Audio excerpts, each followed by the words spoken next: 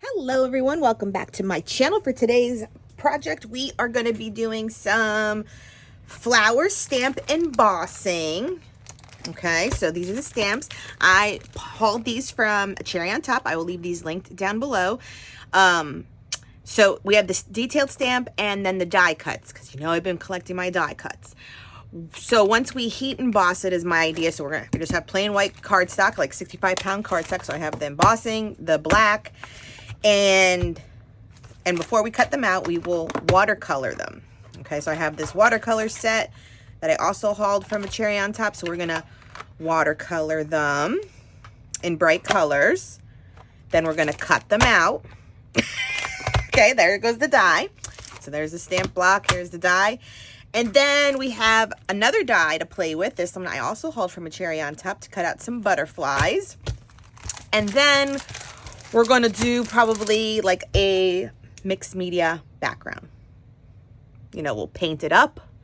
Okay, we will paint it up. I'm trying to think of like how many steps I'm going to make it, because I'm like paint, stamps, and then, you know, once these are cut out, there'll be like die cuts, and then we can put them around and go from there. Okay, so this is the star of the show, because watercoloring and stamping that's going to take a bulk of it, and then we'll hopefully not take a bulk of the project to paint up a mixed media background. Okay, so I hope you have a stamp set that you want to use that's flowery. If flowery is your thing, you know, flower is my thing. And like I said, cardstock. I just took stuff that this cardstock was the ones that I leave on the side for my daughter, because they get bent from not getting put back properly. So I figured if I'm stamping a bunch of these and not needing it all the way to the edge anyway, I will use what I call just the scrap cardstocks. And you know, the thing is though too, I'm wondering, let's talk. Okay, I'm not a card maker, but maybe I should make these into cards if I have a bunch, because I was just like looking at the back of this and I was like, oh, that's so pretty. You see, so that's what we're, you know, in my head I'm thinking we're doing. We're going to outline it in black, watercolor them up, paint in the things, have them cut out as die cuts, but I thought of using them in my art journal. Oh, but you know, if I do make them into, do I have cards? I need to know the size of a card. No, I don't want to do a card, because then I'm like, it's going to sit. Like, I'd rather have it in my art journal. I just answered my own question. Okay. So, and I have my heat gun ready to go. Okay, let's get stamping and embossing. If you are unfamiliar with this process, you need your stamp. They need to be primed. You need clear embossing ink. So this is kind of like the glue. And then you need embossing powders. I just broke out my black one. I have all the colors. I have all the metallics, you know, silver, gold, clear, white. Those all could work. I just wanted to keep it as the outline. And so then you emboss it, and then you heat it up, and then it gives you that almost, what is it really? It's like a plasticky ridge where once I start watercoloring them, it may or may not bleed, because the embossing should help. We'll see. At least that's my mindset, because I'm just like, oh, I'll watercolor it, but exactly, if I turn the flower pinky purple, can I still make the leaves green? You know, we will find out, won't we? Okay, let's get started. Okay, darlings, let's get creating. Now, the embossing process right now does take a bulk of your crafty time, but I'm okay with that, because I've always shared that when I do something that's repetitive like this, even like fussy cutting, I have an audio book on, I probably have my headsets on, and I just kind of can get lost in the repetitive action of this process. It does not bother me. But the payoff is so wonderful. I had to pause there. It's so wonderful to take the time to do this step, because the end result, it just packs a punch when it's embossed.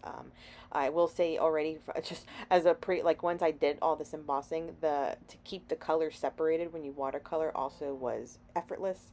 This whole thing was just so beautiful. I need to, you know, and for me too, I think if you've been around, you know that this year, so in the beginning of the year, I did buy like a brand new manual die cutting machine, because I've been struggling with my cutter bug for truly like 8 years, because I just thought like, I don't need to upgrade, and I upgraded it. That was like the first purchase I did this year, And I have never wanted to collect dies quicker and more than I ever have right now because it's effortless. The whole mechanism, it doesn't give you carpal tunnel. A new manual die cutting machine to do things like this, especially when you have the matching die set, is so easy. So easy and well worth the purchase. So if you're on the fence about getting like an updated manual die cutting machine, totally get one. I have the Platinum from Sizzix, I want to say. And so here I go with the watercoloring. I kept it very simple. This was not even, don't get stressed out when you watercolor. I was just making sure I stuck with warm colors on this tray. So it's all like the pinky reds and like the watermelon, strawberry tones. I forgot the colors of the name. But you can see what I'm kind of getting at. And I blend them. I do start to add in a little bit of purple on a few of them. And some go a little bit more red. I just wanted the variation because I knew I was going to kind of layer them up to make a bouquet slash bush slash I don't know, but this is where we were starting first. So even at this step, for those that listen to books or if you watch like YouTube videos and stuff, this is just definitely another part in the process that was repetitive but therapeutic at the same time. Like, and this is almost like the reason why I have like coloring books, because I can do this for hours. And like I can make my own coloring books with these heat emboss images. It was just so fine to do, and the paperweight quality was fine as well. I told you I was just using like 65-pound weight cardstock that I think is just from Hobby Lobby or Michael's. I think one of the two. I always buy like a pack of the 8x10 cardstock from, and they are for purposes like this. And so I'm using the paintbrush that comes with the Prima set. Nothing else was, used that was too fancy. Everything came with the kit. And I just added a little pools of water in those like 3 vacant spots up at the top of the palette. So top of the as we look at it, they were just empty. They were probably meant for something or maybe like color blending, but I'm just using them to hold it like a little bit of water from the eyedropper that I have. And didn't care if the water was dirty there either. You see, I'm just coloring it in. Just coloring it in. Not too much, not too fuss. Was I worried about like a light source and all where a shadow would normally be? Nope, I was playing with color. I guess I'm just trying to explain to or like emphasize that don't be intimidated, to make them look real. Don't be intimidated that you can't do this. I really want to show you that the simplified motion of this all can be done. And don't get me wrong, like if I was still painting these flowers, a year from now, maybe they would get more realistic because I would just have done it so many times that you get practice at it. But as my first project to just play with my art supplies, it turned out perfect. You know what I mean? Perfect. I wasn't going for realistic. I was just using colors that I like. And I just want you to keep that in mind when you take on a new tasks or, new techniques in your art journal, that it's simply meant to play and learn from and experiment and learn how your supplies are. And I always say that too, like to play with your art supplies you buy. So if you buy new paints, give it a try, swatch. That's why people swatch them out all the time. Even for me, I was like, okay, I think there was only 2 greens in that, but then I started mixing in a little bit of blue to get just some more tone variation. That's all I was looking for. And you'll see me start to get a little bit more sloppy, because what I've noticed in some of the dyes itself is that it leaves the intention to have like a tiny white border, like edge around the die cut itself.